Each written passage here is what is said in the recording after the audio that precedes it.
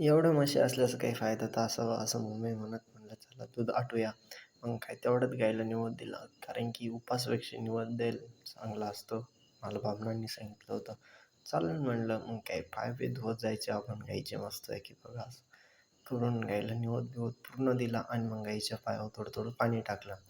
म्हणलं चला आता परत आलो खव्याकडं. म्हणलं चला खवा कसा झाला बघूया. तर मित्रांनो भरपूरच घट होत आला होता. बघा कसं झालेलं आहे. मित्रांनो एकच नंबर लागत होता. मग काय तेवढंच खवा पूर्ण झाल्यानंतर चला म्हणलं याचा एक व्हिडिओ घेऊ आणि एकदम जवळून. मग काय आपल्याला मोटर चालू करायची होती. म्हणलं चला. तेवढ्यात पाऊस पडेल होता मित्रांनो. गाडी इतकी खराब झाली होती तर विचारायच्या बाहेरच. तेवढ्यात आलो आम्ही DPजवळ. मित्रांनो सिंगल फेज करेल होती. 3 फेज करायची होती तर लाईट जायला नव्हती. मग काय 3 फेज केली. म्हणलं चला आता पेटीकडं जाऊ. तर पेटीत आलो आणि बघितलं लाल लाईट चालू होता म्हणजेच फॉल्टी लाईट होती.